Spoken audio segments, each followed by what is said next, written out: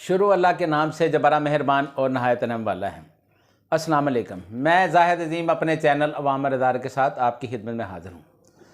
नाज़रीन, वफाकी हुकूमत अपनी हट दर्मी पर कायम है और अभी तक उन्होंने सुप्रीम कोर्ट के फ़ैसले के ऊपर अमल करने के हवाले से बाकायदा कोई ऐलान नहीं किया। आज छुट्टी वाले दिन भी वफाकी कबीना का इजलास तलब किया हुआ था, जिसकी सदारत वज़ीर-ए-आज़म जनाब शहबाज शरीफ साहब ने की। वज़ीर-ए-आज़म शहबाज शरीफ साहब की ज़ेर सदारत वफाकी कबीना के इजलास के अंदर जो काफ़ी देर तक जारी रहा, ये फ़ैसला ना किया जा सका कि सुप्रीम कोर्ट के हुक्म के मुताबिक इलेक्शन कमीशन को जो 21 अरब रुपये हैं वो जारी कर दिए जाएँ, बल्कि वफाकी कबीना के इजलास में आखिर में ये फ़ैसला किया गया कि इसकी पार्लियामेंट से मंजूरी ली जाए। यानी पार्लियामेंट को उन्होंने ये रेफ़र कर दिया है और पार्लियामेंट से राय ली जाएगी कि पार्लियामेंट इसके बारे में क्या कहती है। आप अंदाज़ा करें कि हुकूमत जो है वो अपनी ललायकी को ख़त्म करने के लिए पार्लियामेंट और सुप्रीम कोर्ट जैसे दो एक बड़े इदारे हैं, उनके दरमियान जो कशीदगी है उसको बढ़ा रही है।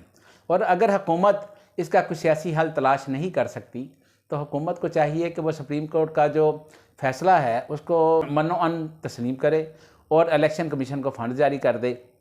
एक तरफ तो हुकूमत इलेक्शन कमीशन को फ़ंड जारी करने के लिए भी तैयार नहीं है और दूसरी तरफ हुकूमत सुप्रीम कोर्ट के जो फ़ैसला है आर्टिकल 224 के तहत जो मुल्क के अंदर 90 रोज़ के अंदर इंतखाबात होना है उसकी सरीहन खिलाफवर्जी करके तौहीन अदालत की मरकूज़ हो रही है। हुकूमत शायद ये चाह रही है कि किसी तरीके से हुकूमत को इस मामले में फ़ारिग कर दिया जाए और हुकूमत जो है वो आगे इसके बयानिए को लेकर चले।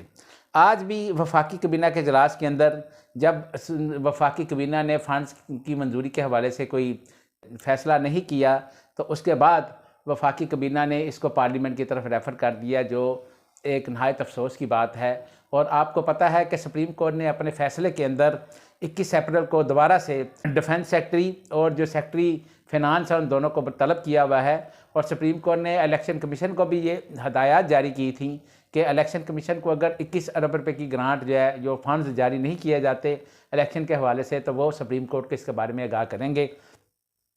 लग रहा है कि सुप्रीम कोर्ट जो है वो इसके ऊपर कोई ना कोई ज़रूर तौहीन अदालत की कार्रवाई शुरू कर देगी, क्योंकि हुकूमत ने ये जो वज़ीर-ए-आज़म के सर से उतार कर पार्लियामेंट के ऊपर डाल दी है और पार्लियामेंट से राय लेने की कोशिश की है। शायद हुकूमत जो है वो अभी भी इसमें महाजराई की तरफ जाना चाहती है और इसका कोई हल तलाश नहीं करना चाहती। चीफ जस्टिस उमर अता बंदयाल साहब ने सुप्रीम कोर्ट के अंदर जो एक तकसीम हो रही थी जो हमें नज़र आ रही थी, उस तकसीम को ख़त्म करने के लिए उन्होंने काफ़ी इक़दाम शुरू कर दिए हैं। चीफ जस्टिस उमर अता बंदयाल साहब ने इस हवाले से मशावरत करनी शुरू कर दी है और वो फ़र्दन जो साथी जजेस के साथ वो मशावरत कर रहे हैं और उम्मीद की जाती है कि चीफ जस्टिस उमर अता बंदयाल साहब इस मामले के ऊपर सुप्रीम कोर्ट के अंदर जो एक तकसीम की जा रही थी उसको रोकने में ज़रूर कामयाब हो जाएंगे। और ज़ाहिर है पाकिस्तान की जो सबसे बड़ी सुप्रीम कोर्ट जो है उसके अंदर अगर तकसीम होगी तो वो इंसाफ के लिए एक बहुत बड़ा सवालिया निशान भी होगी और इस तकसीम को ख़त्म होना चाहिए। यही पाकिस्तान के लिए और पाकिस्तान के तमाम इदारों के लिए बेहतर है। मुल्क और कौम के मुस्तकबिल का जो फ़ैसला है उसको पार्लियामेंट को करना चाहिए। आसिफ अली ज़रदारी साहब ने ये आज ये बात की है। आसिफ अली ज़रदारी साहब का ये कहना बिल्कुल दुरुस्त है। वाकई पार्लियामेंट जो है उसको ही ये फ़ैसले करने चाहिए, लेकिन पाकिस्तान के अंदर जितने भी इदारे हैं ख़ास तौर पर जुडिशरी और उसके अलावा जो ब्यूरोक्रेसी जो सिविल इंतज़ामिया हैं, इनके अपने अपने रोल जो है वो डिफ़ाइन किए हुए हैं। और सुप्रीम कोर्ट इसलिए सुप्रीम नहीं है कि वो जो फ़ैसले करती है वो सारे अच्छे होंगे या सही होंगे। सुप्रीम कोर्ट का सुप्रीम होना इसलिए ज़रूरी है कि सुप्रीम कोर्ट जो भी फ़ैसला करेगी आर्टिकल 204 के तहत आपको और हुकूमत को और जितने भी इदारे हैं उनको वो फ़ैसला मानना चाहिए। और अगर हुकूमत ही सुप्रीम कोर्ट के फ़ैसलों को नहीं मानेगी तो बाकी इदारे सुप्रीम कोर्ट के फ़ैसलों के ऊपर किस तरह अमल करेंगे। ये पाकिस्तान के अंदर कानून और आइन की एक बहुत बड़ी तस्दीक है। आसिफ अली ज़रदारी साहब की जो बात है पार्लियामेंट के हवाले से, वो तो अब जमहूरियत के लिए बहुत ज़रूरी है और जमहूरी रवायत के ऐन मुताबिक है, लेकिन आसिफ अली ज़रदारी साहब को भी ये समझना चाहिए कि जिन मुल्कों में जमहूरियत कामयाब होती है वहाँ पर अदल और इंसाफ के जो इदारे हैं उनकी अहमियत भी बहुत ज़्यादा होती है। हाँ, अलबत्ता यह है कि पीपल्स पार्टी ने इलेक्शन में हिस्सा लेने का बिल्कुल ऐलान कर दिया है और पीपल्स पार्टी इस सारे सिनेरियो के अंदर हमें लग रहा है कि बिल्कुल उन्होंने अपने आप को अलहदा कर रखा है। पीपल्स पार्टी के जो पंजाब के अंदर जो रहनुमा हैं वो भी इस चीज़ की भरपूर मुखालफत कर रहे हैं और उम्मीद करते हैं कि पीपल्स पार्टी जो है वो पंजाब के अंदर इलेक्शन लड़ेगी। पीपल्स पार्टी क्योंकि एक जमहूरी रवायात की पार्टी है और पीपल्स पार्टी कभी भी इलेक्शन से नहीं भाग सकती। पीपल्स पार्टी ने जजेस के मामले के ऊपर जो रेफरेंस का हवाला था उससे भी अपने आप को अलहदा कर लिया है। ऐसे महसूस हो रहा है कि जैसे इस वक्त जो पीडीएम की हुकूमत में जो दो बड़ी स्टेक होल्डर पार्टियाँ हैं, जिसमें एक तरफ पाकिस्तान पीपल्स पार्टी और दूसरी जानब मुस्लिम लीग नून, पीपल्स पार्टी ने तमाम मामला से अपने आप को अलहदा कर लिया है। शायद आसफ अली जरदारी साहब जो हैं उनको आने वाला वक्त जो है उसके बारे में काफ़ी चीज़ों का अंदाज़ा है, क्योंकि आसफ अली जरदारी इस मामले में काफ़ी ज़ीरक सियासतदान माने जाते हैं और आने वाले जो हालात हैं उनके ऊपर भी काफ़ी उनकी नज़र होती है। और उनके जो आजकल के जो बयानात और जो पीपल्स पार्टी ने इन तमाम चीज़ों से अपने आप को अलहदा किया है, इससे महसूस होता है कि आने वाला जो वक्त है उसमें काफ़ी चीज़ें चेंज हो जाएंगी। और अगला हफ्ता इसके बारे में बहुत अहम है, क्योंकि अगले हफ्ते में बहुत सारे फैसले मतवक्को हैं। अगले हफ्ते के अंदर सुप्रीम कोर्ट की जो अपनी तकसीम के बारे में भी काफ़ी चीज़ें वाज़ह हो जाएंगी और हुकूमत का जो मुस्तकबिल है उसके बारे में भी हमें पता चल जाएगा। पीपल्स पार्टी ने जजेस के मामले से भी अपने आप को अलहदा कर लिया है और पीपल्स पार्टी ने चीफ जस्टिस जनाब जस्टिस उमर अता बंदयाल साहब का जो इस्तीफ़ा था उस बारे में पीपल्स पार्टी का जो मौक़िफ़ है वो भी बिल्कुल मुख्तलिफ है। पीडीएम की हुकूमत को 1 साल तकरीबन हो गया है और पीडीएम की हुकूमत के 1 साल मुकम्मल होने पर तहरीक इंसाफ के जो चेयरमैन हैं इमरान खान साहब, उन्होंने वाइट पेपर जारी करने का ऐलान किया है। आज वीडियो लिंक पर एहताब के ज़रिए इमरान खान साहब जो वाइट पेपर जारी करने के हवाले से जो निकात हैं उनका भी ऐलान करेंगे। हुकूमत की कारकर्दगी के हवाले से तहरीक इंसाफ एक वाइट पेपर जारी कर रही है कि 1 साल के अंदर जो उनकी जो कारकर्दगी है वो कोई इतनी अच्छी नहीं है, क्योंकि पाकिस्तान में इस वक्त जितने भी इशारे हैं वो सारे मनफी हैं।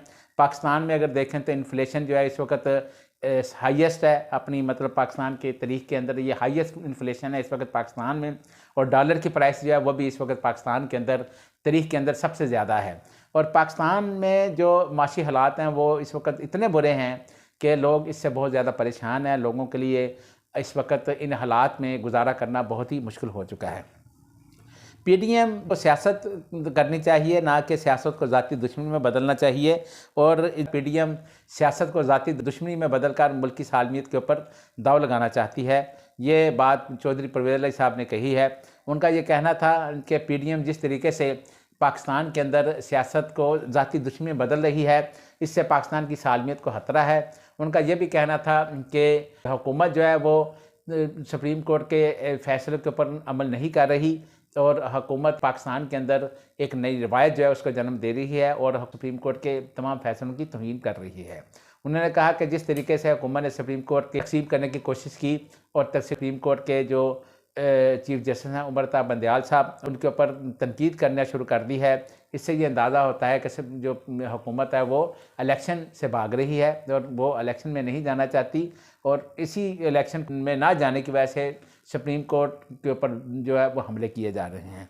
आज एक नहायत अफसोस खबर भी हम आपसे शेयर करना चाहते हैं कि पीटीआई लॉन्ग मार्च हमला केस के जो मदई एसएचओ थे उस वक्त आमिर शहजाद साहब, उनको आज हार्ट अटैक हुआ है। आमिर शहजाद साहब की मदईयत के अंदर जो पर्चा काटा गया था, जिस वक्त पीटीआई के लॉन्ग मार्च के अंदर तहरीक इंसाफ के जो चेयरमैन हैं इमरान खान साहब का जो हमला हुआ था, उस वक्त जो सबसे पहले तफ्तीशी अफसर था वो आमिर शहजाद साहब थे, जिन्होंने पर्चा काटा था और FIR काट कर उन्होंने तफ्तीश शुरू की थी। आज नहायत अफसोस से आपसे कह रहे हैं कि आमिर शहजाद साहब जो हैं उनको हार्ट अटैक हुआ और आज उनकी मौत जो है वो वाक़या हो गई। अल्लाह ताला उनके ख़ानदान को सब्र जमील अता करे और जो आमिर शहजाद साहब हैं उनको अपने जवार रहमत में जगह अता फरमाएँ। अगर आपको हमारी ये वीडियो पसंद आई हो तो नीचे दिए गए सब्सक्राइब के बटन को प्रेस करके अपने इस चैनल का हिस्सा बनें। अल्लाह ताला हम सब का हामी व नासिर हो। खुदा हाफिज़।